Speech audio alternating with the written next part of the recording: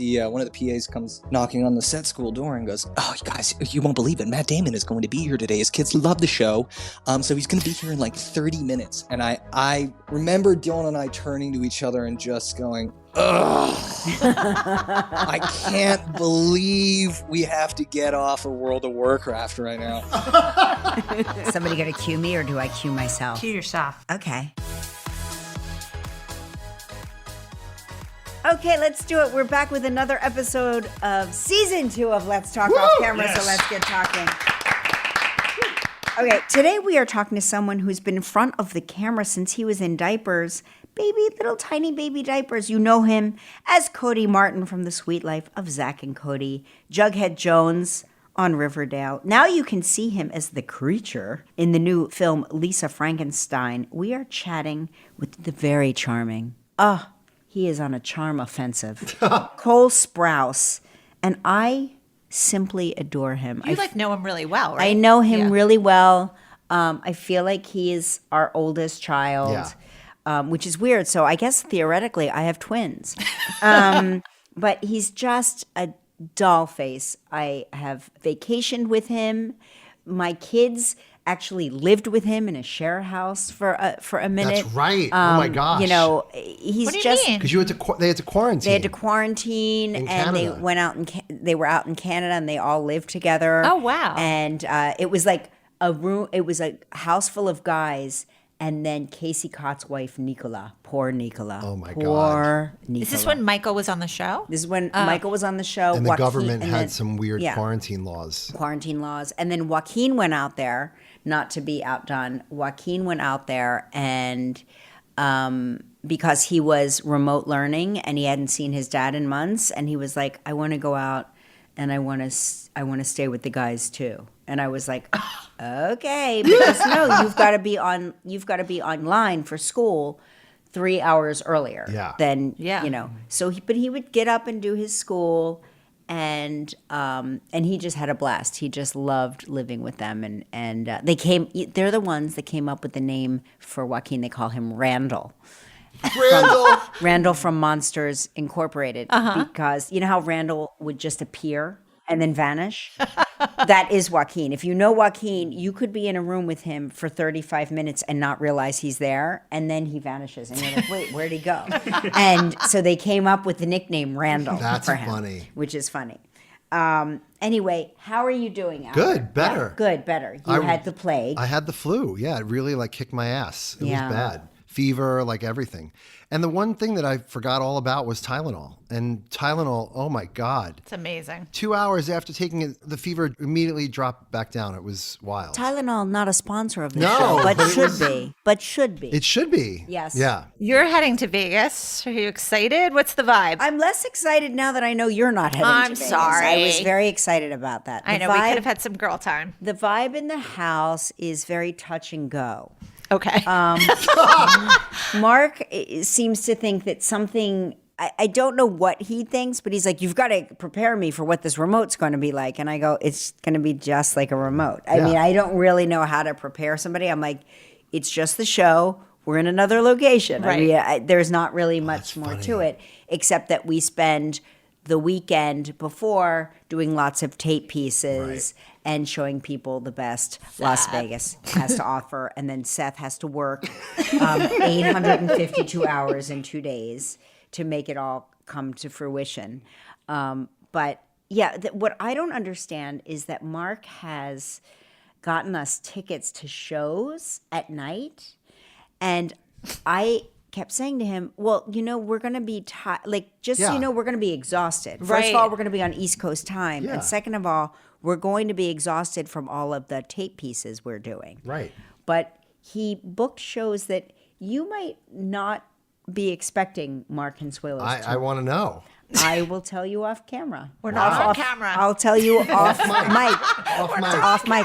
It's next year I'm going to have a podcast called Off Mic. And you have to buy tickets to my son's bedroom to come see it. Are you guys planning on going back to your wedding? We are. venue? We're going to go back to the wedding chapel. We're going to go back have to the to. Chapel of the Bells. Every 10 years, we make a pilgrimage to the Chapel of the Bells, and we look around and we go, it's exactly like how it was. That's funny. Because I think part of the charm is that they never change a thing. It looks like it's from the 50s. It love still that. looks like That's it's from cool. the 50s. Gelman will try to talk Mark into renewing our vows. Do not. We'll No. never do that. No. We're both anti-vow renewal people, but I will like do anything for TV because I'm so broken down from my career that I'm like, sure, whatever, Gelman. Nope. But Mark is like, nope. I've only been here 10 months and I still have a sense of self. Not happening. Yeah. Not happening. Yeah. So not happening. I think it's the great curse, when people constantly feel the need to get married. Yeah. I'm always like, why don't you think it took the first time? I also think it's a therapist telling them to like Renew your vows, reconnect, and that's a big sign of no.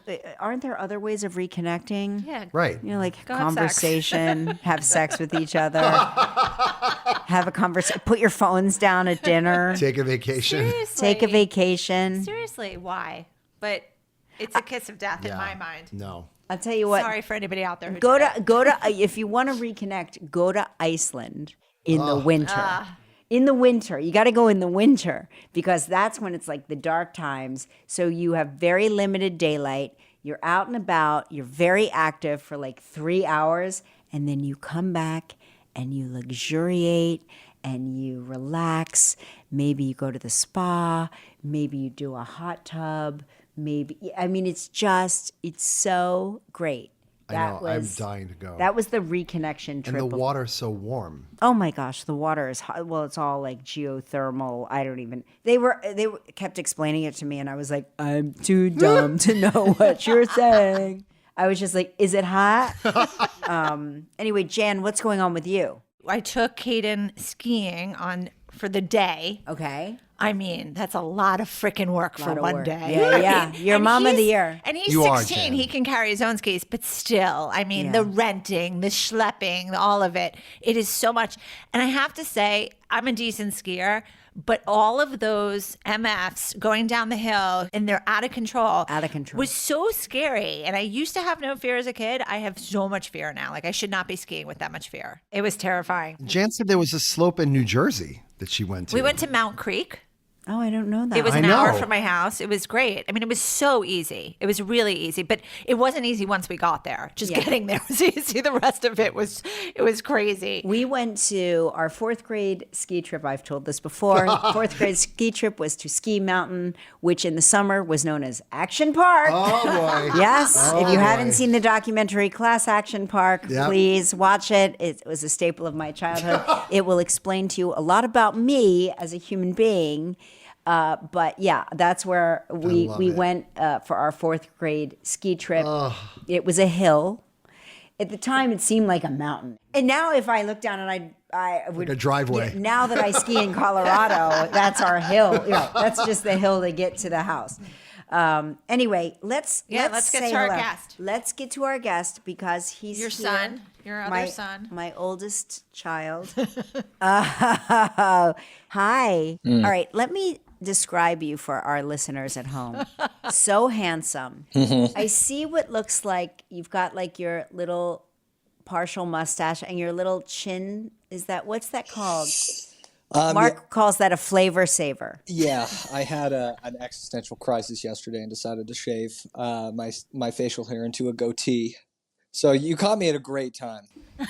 You look adorable. You're so handsome. Oh, go on. And I've got to tell you that I feel like I've known you for a really long time. You have. You and your brother. But I've known you as an adult. I knew you and your brother when you were youngsters and then teenagers. And it's been a complete pleasure to know you as an adult. Thank God. I want to talk to you really quickly. Here's what I'm fascinated about. You went to college, you went to NYU, but you didn't study drama, you didn't study the creative arts. You went into anthropology? I did, yeah. I did. So I was an archaeological student, which within the United States is a subdivision of anthropology. So we had to do a bunch of different anthro courses. But I went to the School of Individualized Study, so I got to kind of build my own major, and I focused on archaeology and satellite imaging and some real techie stuff that would get really boring if I talked to you about it at length, trust me. No, but that's cool. What made you want to go into that? Was it, if I become an adult and I never work again, this is something that fascinates me? Or did you just take classes and it became fascinating then? I think one of the biggest problems that archaeology actually has is there's really, really no funding. And it's hard. Mm-hmm. It's hard to secure a financially stable lifestyle as an archaeologist. There are a couple paths you can take professionally within archaeology that are a bit more stable, but it's pretty rare. So it's hard to find anybody that studies anthropology or archaeology that is not doing it as a labor of love. Got it. I fell in love with it. It was a labor of love. My grandfather was a geologist. I liked the idea. I actually wanted to study geology. And then I took some archaeological courses, and I realized archaeology kind of served as an umbrella discipline to a lot of the other disciplines that I really wanted to study.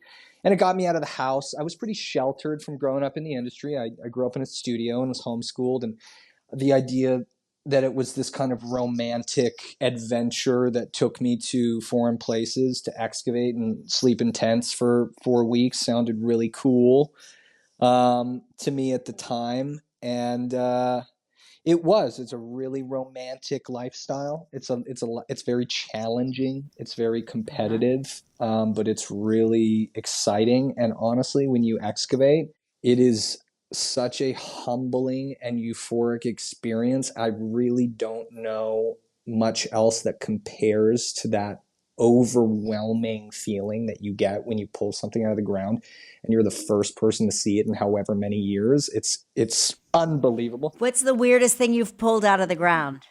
I was working at a rock shelter site in southern France called Abri-Castanet, and it was a Paleolithic site, which meant like early stone tech, some of the earliest Homo sapiens to arrive to Europe. And we pulled a stone knife out of the ground. And it's surreal when you do, because, in this case, it was tens of thousands of years old, right? Right. A lot of the archaeological record, a lot of what you pull out of the ground is refuse. So it's kind of trash, or it's forgotten objects that were left there and blah, blah. But it to be the first person to have held that in their hands in, tens of thousands of years was surreal and humbling. And it's this weird process of kind of reconciling how impermanent everything is around you, while also grappling with like your own mortality in this incredible sense of time and scale. And Did it made you think about, like, will they find me buried next to my Teen Choice Awards? Yeah, exactly. Will I be? Where am I going to put my my gold-plated kaleidoscope blimp from the Kids' Choice Awards? It's humbling. It was really humbling. And in fact, I still to this day, I attribute some of the best and most inspiring pieces of knowledge that I have acquired for acting came from those moments in archaeology and anthropology, when you traveled around and met and talked and had these incredibly humbling experiences. It's kind of amazing they haven't put you in one of those Jurassic Park movies. I mean, truly. I know. Let's get on that. Can we reach out? Jones, young Indiana Jones. Can't we talk to Spielberg? What's going on? You talk to Spielberg. Okay. I will start to build a tomb for my Teen Choice Award, and I think right around the same time we'll secure the bag. So I want to go back for a second, because before you go to college, you and your brother become mega Disney celebrities, on The Sweet Life of Zack and Cody. I mean, my kids grew up with you. It was like we had the magazines, we had the comic books, we had the whole thing. And you told me a really funny story about set school, because I worked on a sitcom and there were kids on our show. And when my kids would visit me at work, the kids were in set school and they thought that was the penultimate of glamour, going to set school. But you guys were like assholes in set school, right? Oh, yeah. I mean, we were notoriously bad kids for the student teacher union. I mean, the actual set school union was terrified of us because we had a teacher on Big Daddy named Laura Torrance, who we fell in love with. She was like our grandmother. And when we booked Disney, we wanted her to come and teach us. But they kept saying, no, we can't send Laura. We can't send Laura, blah, blah, blah, blah, blah. So my brother and I created a hit list of teachers in the student teacher union that my brother would draw these caricatures of the set teachers that would come in, and we would, underneath their portraits, mark how many days they stayed with us. We were horrible. I mean, truly devils. And eventually they ended up sending us the head of the student teacher union to come in and teach us a lesson, Right. I think her name was Polly or something. And she lasted one day. And the very next day we got Laura, who was... you finally got Laura. Yes. Yay, Laura. What was her magic? She was just so sweet and funny. I like that you called her a grandmother type, and I bet you if I knew her age, she was probably like 32 at the time, something like that. No, I think she was actually already a grandmother by the time she was with us. But she's a genius. She's one of those real eccentric geniuses, and she's still like a grandma to me. She not to expose her, but you would walk in and she would be chewing her toenails or something, and it was like, whoa, who is this real crazy lady? But she was so smart. She was most of the kids that she taught all pursued higher education, and I still think, it was under her advice that she recommended we do not take the Chesapeake exam, which would have emancipated my brother and I to become legal working adults, but would have crippled us in our ability to actually apply to colleges. She was the one that really stepped in and said, they're not doing that. They're taking the SAT or the ACT, and they're going to be able to apply to colleges. I mean, she was for her. It still is a genuine force. And everyone that's worked with her over the years is just in love with her. She's the best. Who did better on their SAT, you or Dylan? I don't know. The SAT. That means Dylan. The SAT was weird. We both ended up getting into the same school, so I guess it didn't matter so much. But because we were homeschooled, and then we had to take the exams at a public school, like a public high school. So we went to one. Was that weird to see like other kids? It was actually awesome. It was actually totally awesome because everyone was so damn nervous that day. So it didn't really matter, who was there. But it was. It was really thanks to her that we even did that. That's great. I'm glad that she had like the forethought about your futures in that way. I think it is my biggest piece of advice to any young actor that is thinking about going to college. Because when you're young, one, all you want to do is be considered an adult. That's that is the currency of like the late teenage experiences. I want people to treat me like I'm an adult. So the idea of getting emancipated early to be able to work as a legal adult not only is appealing to any production that wants you to work, but also to you because it makes you seem mature. And my biggest piece of advice is don't do that. Do not do that. If you were genuinely considering going to school, do the thing. It's hard work, but focus on it. So when you guys were, you're coming of age, you're on this wildly popular show, were the girls throwing themselves at you? I mean, I'm trying to... it's odd though, because Dylan and I had bowl cuts for like 15 years, to keep you young looking, right? Yeah, I looked like a little Dutch girl until I was 21. And so... we weren't introverted, but we spent a lot of our youth playing video games and stuff. So there were rarely opportunities for girls to even come and say hi to us until we got to Right. college. You would have like really famous people visit you on the set, right? Wouldn't you have like famous people Did come? I ever and, tell you like, the Matt Damon story? The Matt Damon story is incredible. So my brother and I were in set school at the time, and we were really into World of Warcraft. I mean, this was like Yeah, what of we. course. I'm sure Mikey played it. Yes. I'm sure. Yep. Mikey loved World of Warcraft. Yeah. So Dylan and I were obsessed, and one of the PAs comes knocking on the set school door and goes, "Oh, you guys, you won't believe it. Matt Damon is going to be here today. His kids love the show.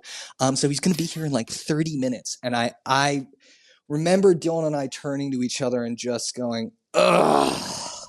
I can't believe we have to get off of World of Warcraft right now. And we must have been 15, and Right. sure enough, 30 minutes, Matt Damon knocks on the door, and there's like every crew member is behind him in the hall, just like looking and They're so excited. amazed at Matt Damon. And I don't know if Dylan and I even turned away from our computers to say hi. This my was God. how ridiculous we were as children. I think he came in and was like, "Hey guys, wow, so nice to meet you." And we were like, "Yeah, hey man, hey, how you doing?" And just went right back to the game. And I look back on that story now, and I'm actually like, I love it because it, the whole ethos of whatever that was around us didn't really affect us more than It escaped you completely. that we were just being kids and playing video games. And I'm sure, if I ever meet Matt Damon again, I'm just going to say I'm sorry and it'll be all good.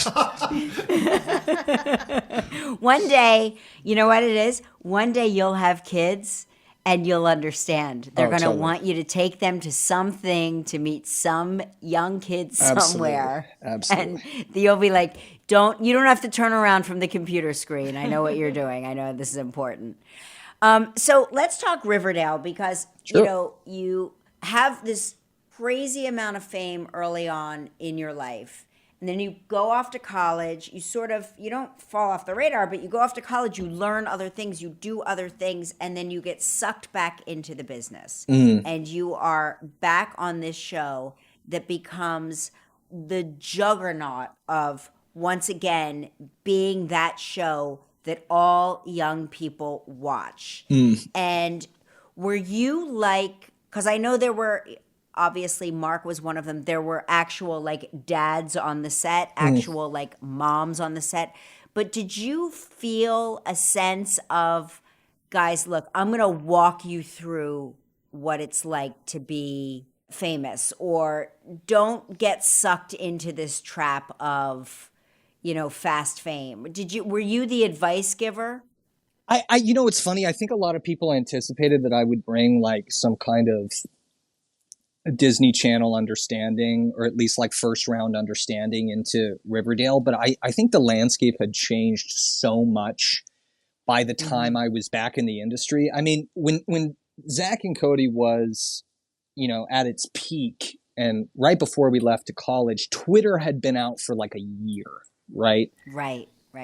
Then in the 5 years I was away from acting, all of these social media sites and this kind of huge weaponization from an industry perspective towards utilizing social media as a means of selling content and selling TV and celebrity and all this was a thing. So to be honest, I was learning this brand new landscape as well. I couldn't have anticipated the success. I couldn't have known what to do with the success. And also I was so different. I mean, it was kind of the first time as a sort of fully conscious and confident adult that I was able to go back into the industry and go, okay, I'm going to navigate this with my own identity now. But at the time, I think people expected me to have a much greater understanding of it than I did. It was a huge learning process for me too, honestly.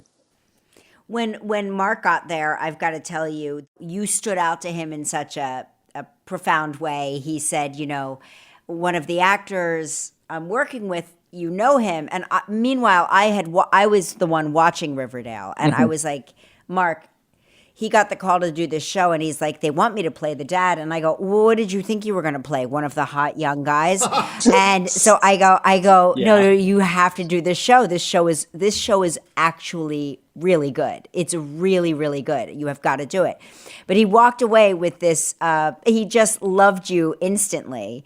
And I said, I'm glad to hear that he's still great. So here's my question to you. What's Mark like on the set? Is he a bit of a weirdo? Is he does he think he's a dad? Does he think he's one of the kids? Give me the 411. Oh, he handles shit, man.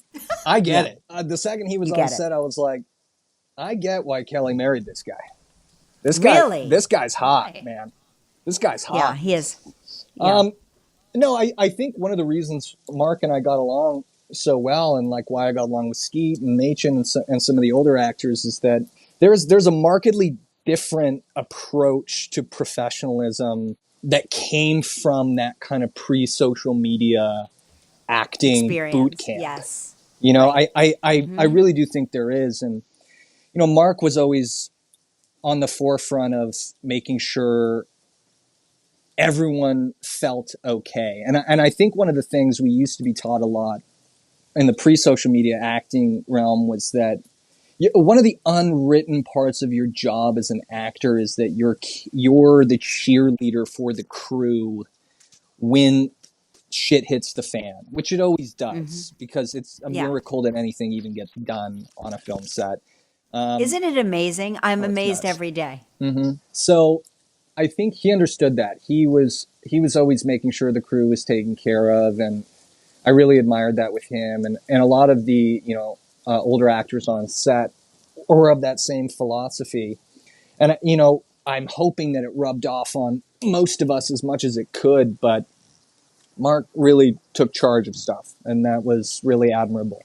And that's why we became such close friends. It was so funny. He said, Cole, and I didn't realize until I met you again as an adult, he kept saying, Cole is like Michael. Cole and Michael are like the same person. And as soon as I saw you, and you, I don't know if you even remember, we were in Mark's apartment.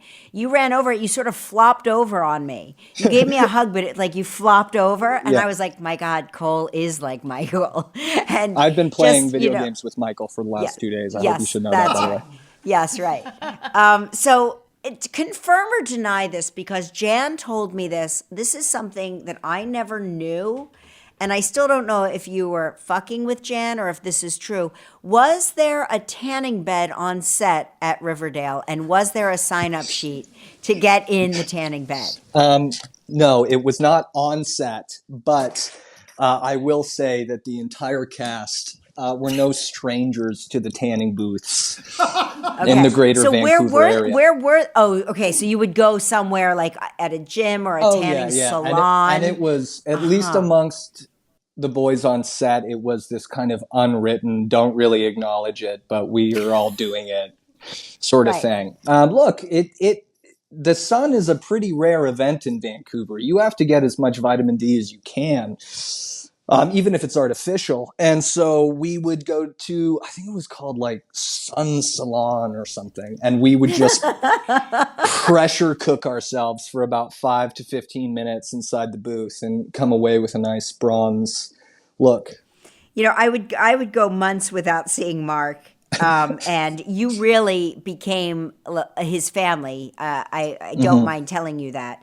And I'm so grateful. I really am very grateful that you two had each other and that you were, I was telling these guys at the table that you all quarantined together. Oh, yeah. You were in this share house in Whistler. Yeah, I wouldn't call it a tough time.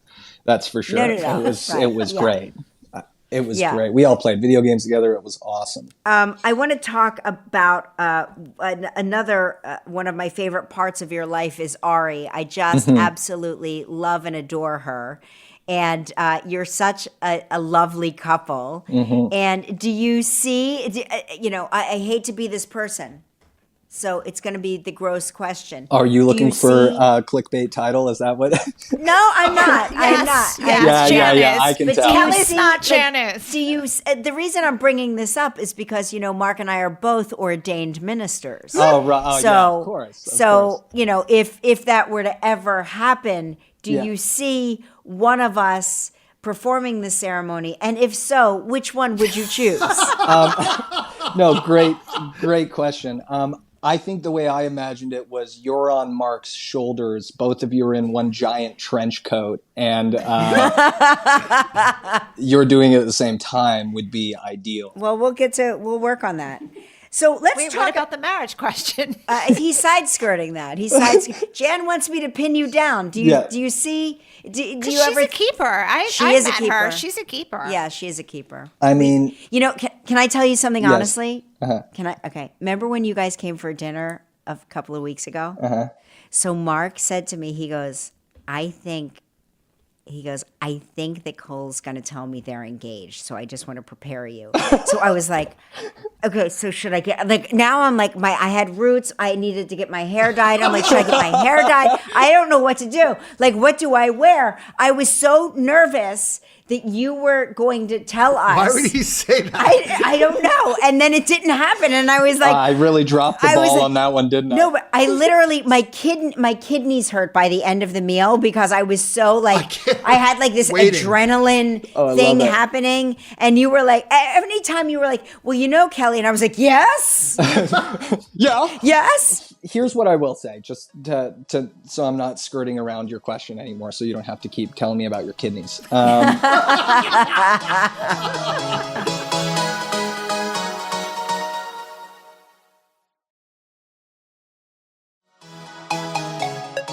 Here's what I will say. I'm sure you understand this with Mark too, because when real compatibility comes into your life, it makes almost everything in the past feel like a lesson or a stepping stone to what you've arrived to now. And I think this is the first time in my life, at least, and I'm not putting any of it on a timetable, but the first time in my life where I've been so wholly and completely able to be myself in a relationship. And I think that is a tremendous testament to her. And the She's way the best. she carries herself. And, she looks up to you quite a bit. And I don't think it's a coincidence that Ari and I have gotten so close to you and Mark, because I think you guys represent a kind of masculinity and femininity that we both find so admirable, especially in 2024. And those definitions of masculinity and femininity are changing so rapidly for our generations and younger. And I think we both see you guys as such a testament to the power of that. And I get especially since Dylan and Barbara, and now my dad has gotten remarried. I'm the last unmarried Sprouse. Oh my So gosh. I'm getting this question all the time. I will say, Ari, with her eternal gracefulness and elegance, has never put any pressure on a situation, especially from a public perspective at all. And I love that. So we're taking it one day at a time. I always say this. What's interesting is not everybody needs to get married. Not everybody needs to. It should be something that is like, if it's something you both want to do, it should be on your timetable and at your leisure. And you shouldn't have to answer these questions from loudmouths like me. But I actually was just curious, only because absolutely. Mark had me convinced that you were coming. That's and he so was like, funny. I think maybe they want to tell us they're engaged. And I was like, oh, so okay. funny. And I was like, are they asking our permission? Like, I didn't understand what he was telling me, but he was convinced of it. But anyway, you're just a beautiful couple, and I just adore spending time with both of you. Oh, of course. But it's got to be when you are, because I'm fascinated with adult twins, and as I've told you and anybody that knows me, when one twin gets married, it does it does create this weird. Oh, but by the way, that happens with marriage, that happens with, academics, that happens with whatever. I do think twins serve as kind of a control group for a lot of people on comparison.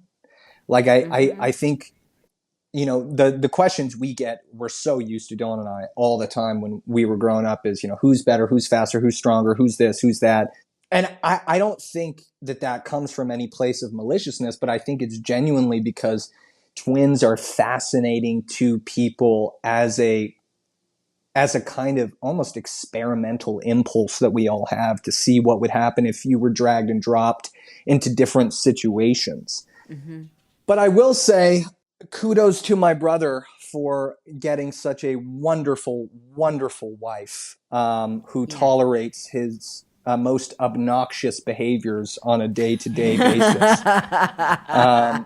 Really, truly, what an angel she is to have to deal with Dylan Sprouse. Do they ever talk to you about having kids? Do you think they'll have kids? I think so. I think it's funny because the rules have changed so much for our generation. Like when I turned 30, as an example, I was standing on the beach, and I had long hair and I kind of had this ragged goatee that I'm rocking now. And I was standing there and I realized I was standing on the same beach that my father was standing on when he was 30, with the same hair and the same goatee, except he at that point already had 2 twin boys for 3 years running around him on the beach. Yeah, it's crazy. It's crazy, right? And I think the timetable has just changed for all of us so much. Like I think about when my father was married, and I think about when he had kids, and when my mother and father took those kind of steps in their life. And most of our parents' generation did it a lot younger than we did. As I've hit the age where, I'm already almost 4 years older than my father would have been when he had kids, and close to 6 years older than he would have been when he was married. And you go, oh, wow. Like, it's crazy. And you look back and you go, man, he was a kid. Like he was genuinely a kid when he did that. So I don't know. I think I think my brother and Babs, who are so wonderful and perfect together, I think they're kind of taking their time and figuring it out, but I absolutely see them taking that step sometime soon. And it'll be nice because then my father will stop asking me when I'm going to do it, Yeah, exactly. Well, the thing is, it's like I look at it this way. I always say, because we did it so young, and I'm like, nobody should be allowed to get married until they're 30. Because you are married for the rest of your life. You have kids forever. You have kids for the rest of your life, and they're always your children, no matter how old they get. But here's what I know about twins. Twins, that's like a genetic thing. So there's a chance that you could have twins. Yeah. So actually, fraternal and sororal twins are genetic. Identical twins are purely happenstance. And are you identical twins? I think every year that passes, Dylan and I look, more fraternal. I'm like, what's going on? Yeah. But allegedly you're identical twins, meaning that's an anomaly. That is an anomaly. I think it's the maternal lineage's ability to pass down fraternal or sororal twins is dictated by the mother's ability to produce 2 eggs simultaneously. So that it can be genetically determined, whereas identical twins are purely happenstance. Spoken like an anthropological major. My goodness. Yeah, see that? Yeah. Write that down, because we didn't know that. Yeah. I was like, they're going to have twins. They're going to have all sorts of twins. So I want to talk about Lisa Frankenstein. And, when I watch you, because I've watched you prepare for a couple of film projects, you really immerse yourself into the work. And, when you're playing the creature, how do you prepare for that? I mean, you've always been so verbal. Yeah, I know. I think it was about time I shut up. No, dude. but I'm curious. I'm truly curious how you made that work. I worked with a mime. He was awesome. So I worked with him on a lot of the sort of physical gestural movement stuff. But I watched a lot of these silent movie stars like Keaton. Mm-hmm. I think we kind of built the character around that. And then you know how it is. I think when you're on set, like the script is in a lot of ways kind of just theoretical until you're on set. And then you're working with the other actors and you're in the stage and you're engaging in the dialogue for the first time, and your director is creating an open enough collaborative space to allow you to play. And I think those elements condition, you know, how easily one can get into character more than anything else. And Zelda created a space that was open enough to allow all of us on the cast to just kind of play and have fun. And then, you know, the editor defended our performances. So I think all the stuff that happens beforehand is kind of just fun. And you hope creates a tool for your toolkit that you can pull out. But you don't really know if it's going to work. You just kind of hope it does, and that your Swiss Army knife has enough on it to be able to do whatever you need. So when you see it, when you're seeing it for the first time, do they show you, and forgive my ignorance, I'm asking you this in earnest. Yeah. Do they show you advanced copies? Are you watching the dailies? Are you in a position where they're asking your opinions about things? No, and actually I'm for me personally, I don't do that, and I never do that. I can't watch myself. I'm intensely critical of myself, and I don't feel like any opinion I would have on watching whatever I just did would be valid or coming from a place that was not insecurity or like an emotional space.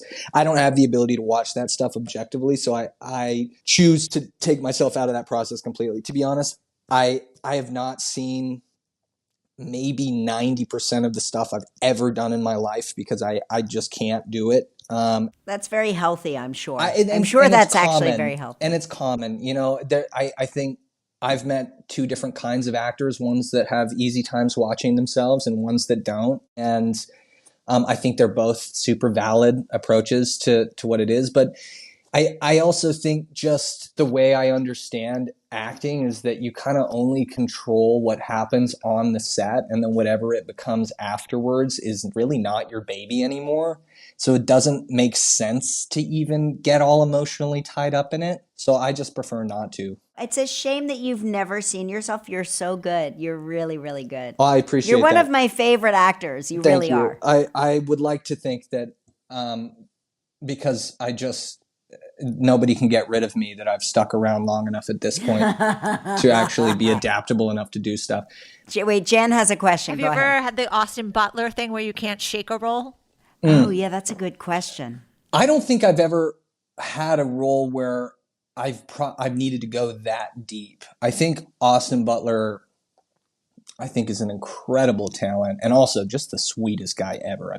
I met that kid when I was young because he used to be, doing a lot of the kids shows too.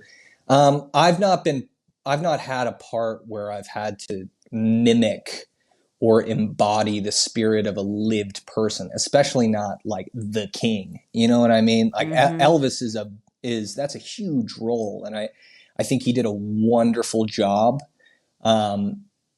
So much so that he completely embodied the spirit of that character, and I can only imagine it would be hard to lose. I also think it differs from person to person. I think some people really have a kind of Stanislavski approach to building a role where they embody and they live in that character for months in pre-production and then during production, and then they have to dispose of it afterwards. But I will say one of the biggest lessons I've learned about myself as a professional is that I don't have the greatest disposal rituals.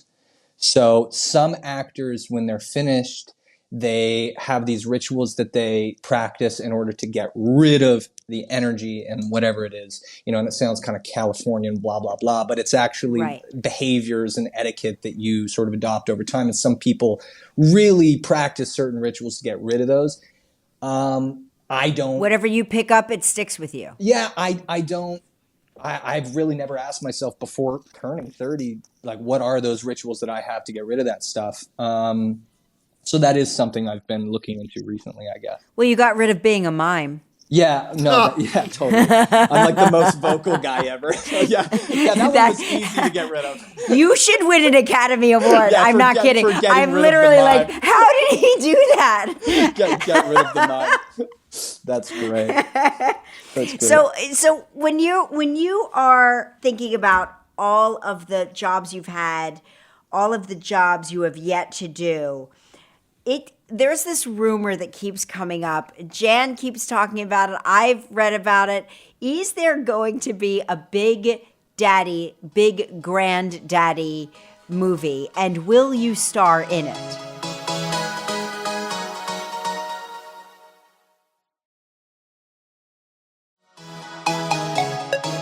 Is there going to be a big granddaddy movie? Large Father 2. Yeah, Large Father 2. I don't know. I'm not to quell any mystery or intrigue, but I've not heard anything of it. I think it's funny.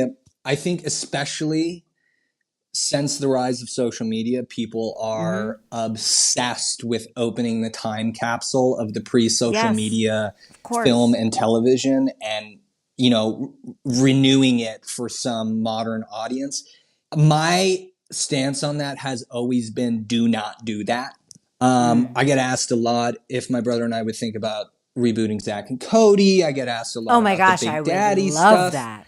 And I know a lot of people would love it, but I also don't really have one great example where it works and it's better than the original. And two, I think it's usually a means of kind of dusting off some old trinket on the shelf that used to make you happy and letting it, I guess, get a new kind of tarnish on it. And I think it's beautiful that stuff like Big Daddy or stuff that like Zack and Cody live in kind of this golden bubble of nostalgic childhood that is almost untouchable.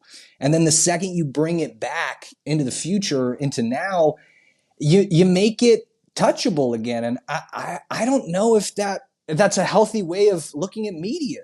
Godfather 2 was pretty good, and I think that Zack and Cody could be the Godfather 2 of television. I say that all the time. He can direct it. Yeah, you can direct it. I wouldn't though. He wouldn't. He doesn't want to direct it, Jan. I would never do it. I know it always makes people upset when I have this answer, because I think people want me to say yes, and I think they do. I think people want to know that something like that is coming. But I as I've gotten older, I'm fiercely protective of my own childhood, and I think in a way I'm protective of whatever nostalgia other people's childhoods have with that period of film and television.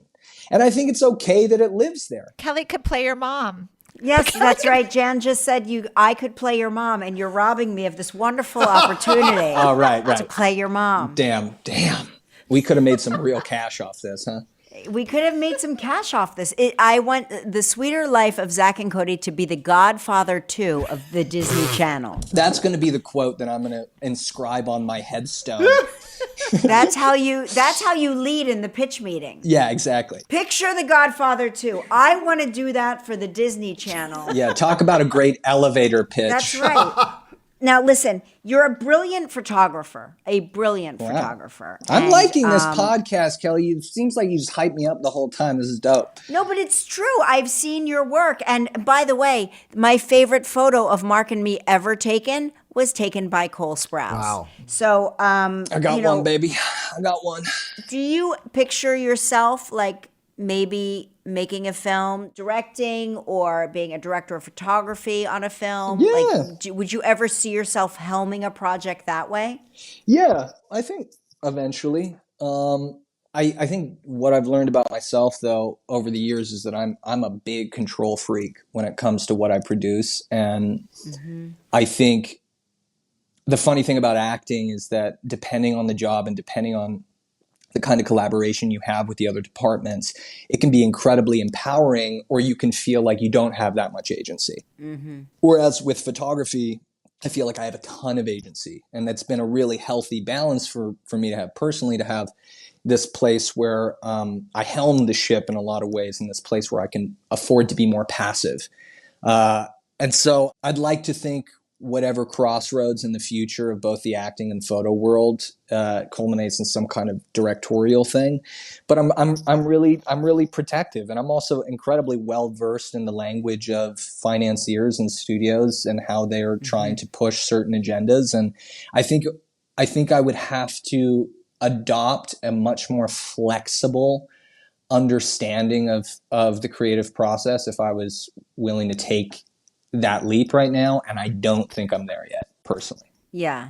Oh, what are you showing me here? Charles Melton. Yeah, the Charles Melton. Okay. So Jan is pulling up the Charles Melton photo shoot that you did. Oh, the dog one? Yeah, the dog one. Yeah. And here's the question. How did you get that dog to look so lovingly at Charles Melton? I think it's the way Charles smells. Most dogs are just attracted to this this earthy smell of Melton. Yeah, the earthy Melton. Yeah, no, I think they just loved him. Is it easier to shoot somebody like Charles that you know so well, or was it more difficult? I kind of find it more difficult. Charles and I have wanted to do this shoot for a long time, but I find when you can afford like first impressions with someone that you're photographing, you can genuinely get a bit more agency and maneuverability around a set. Whereas with Charles, like, he and I are so quickly able to call each other on our bullshit that like it's hard to pull the wool over Charles' eyes, It's hard to have the authority. You can't have the authority in that moment. When it's one of your he best knows buddies, you too well. he's like, cut it out, and vice versa. It was great. I mean, Charles is always a trooper. He's so photogenic, Charles. Oh, I mean, he really is. Are you kidding me? That's the strongest jawline I've seen in the industry. That guy could probably crush a watermelon just by pointing his chin downward. I think he's so handsome. It's almost hard to look at him through the camera lens. I'm like, I gotta get out of here, man. And he's as lovely as he is handsome. Oh, he's the best. He's the best. He really is. Well, I got to tell you, this has been a pleasure. I've so enjoyed our podcast today. How do you feel about it? How do you think it went? I think it went so incredible. And as long as I can keep getting invited for dinner, I'm just going to keep saying it was the best ever. Oh, yeah. Okay. So if you... Here we go. This is a note from... So Albert's here too, by the way. Hi, Cole. Hey, Albert. So Albert goes, if you do get engaged, would you surprise us at dinner? Yeah, how about this? I'll make the entire engagement about how we break the news to you guys. I just proposed with you guys there. It is such a quintessential Mark Consuelos that he was like, Ari and Cole are coming to dinner. They're in town. I think they're about to tell us they're engaged. As if that's why you were there. Mm-hmm. Not that you had Lisa Frankenstein to promote. No. You were on a promotional tour. Ari had modeling stuff to do. There was a lot going on in their lives. And Mark broke it down to they flew across country to tell us they're engaged because we are so important. You do understand that every time we want to hang out now, I'm going to be like, hey guys, I got news. Yeah, you have to. You have to. Every single time I reach out to you guys now. Anytime you reach out to Mark just on a personal level, just to say like, hello, you have to couch it with, bud. Hey, do you have a minute? Got something to discuss. Yeah. Really important. You have to.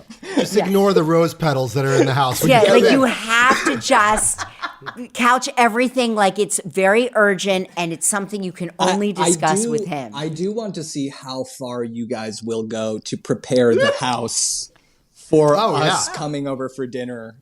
Well, you saw the meal and the crudité, hors d'oeuvres. I'm expecting like a live pianist and there'll be confetti cannons. I can't wait. He'll have a harpist. You name it. By the way, I'm gonna pick the most inconvenient time for you guys ever too. Oh yes. Like, I'll give you Joaquin's college graduation day, Yeah, and yeah. like you make it that weekend. Yeah, yeah, of course. Absolutely. Okay.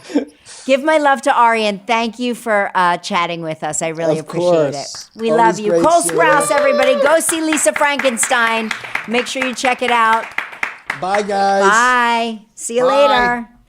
And I got to tell you, that was as delightful as I knew it would be. Wow. Oh my God. That was amazing. Wait, Jen has a question. Go Okay. ahead. Today on the show, we did a pizza taste test, right? Pizza taste test. Detroit at versus 10 New York. 10 a.m. So good, Detroit style. Wow. Delicious. Which do you like better? Here's the thing. Let me just say that I pushed my hunger button so early that I have been, as you can tell, I'm chewing in this podcast. I've been eating all day. I never stopped eating. I started eating the first piece of pizza, went to the second piece of pizza. Then I went to the Guy Fieri tortilla quesadilla pizza, which was bonkers. And then I went backstage and I had, sorry, Dr. Joffrey, a protein bar because I felt like I needed something sweet to wash down all of I the love that you're apologizing for a protein bar. all of like the stuff. So I really think that both were excellent.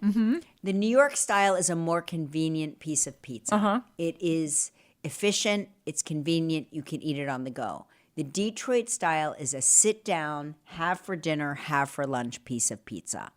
I enjoy the consistency and the crustiness and the lustiness of the Detroit style pizza. I also like the fact that you can scrape the sauce off the top yeah. because sometimes sauce gives me acid reflux. So I like to be able Because to of the garlic. Yeah. But the the New York style is a very convenient on the go piece of pizza. And that was a good one, right? That one's from Yeah. Little Italy. Yeah, it was delicious. And it's like thin. And it's got that Lots of cornmeal cheese. thing Yes. on the bottom. cornmeal on the bottom, very cheesy. Thin. Yeah. Yeah, that's one of my favorite ones. Okay. The Spumoni Gardens So pizza, wait, though. what's the answer? Which did you like better? It's like asking me which one of my kids I like better. Yeah, but you have a Joaquin. favorite. But when it comes to pizza, I truly am like, I could eat any pizza. I don't think I listen, I flew home on Icelandic Airways and they had a problem with their water system. And they said, we're so sorry. We can only offer you pizza or lasagna. And I was like, this is a problem? I was waiting to hear the problem. Where's the problem? I said, I'll have the pizza. It was pizza that was in a pre-packaged box that was like obviously just microwave pizza. And that was delicious. And I know it's not 7-Eleven pizza. It was So like good. 7-Eleven pizza. It was like pizza that you would get out of a vending machine. It was delicious. I stand by my statement. Elio's, the pizza square from the lunchroom, it doesn't matter. Right. It's all good. There is nothing wrong with pizza. No. We are big fans of Elio's in our house. Really? Yeah, you can't get a bad It's just pizza. the easiest thing, and it reminds us of our childhood. It's our childhood pizza. And Wow. you can't, there's nothing bad. It's like, why do we have to have pizza wars? There should be no pizza wars. No it's pizza like, wars. It's like pitting women against each other. It's like, why do we have to have a who wore it better? Okay. All pizza is good pizza. All pizza. Yeah, so that's it. That's all you get for today. Don't forget to tell your friends to listen and follow the latest episodes of Let's Talk Off Camera with Kelly Ripa, wherever you get your podcasts. And don't forget to review us and give us 5 stars. That is mandatory. That is the way. By the way, I have never once reviewed us or given us 5 Well, stars. we're going to do that right now. Generosity starts at home. I should, but I feel like it's an asshole move to give myself 5 stars, but I should, right? Yes. Anyway, so don't forget to do that, and we'll talk to you all off camera next week. Bye, everybody.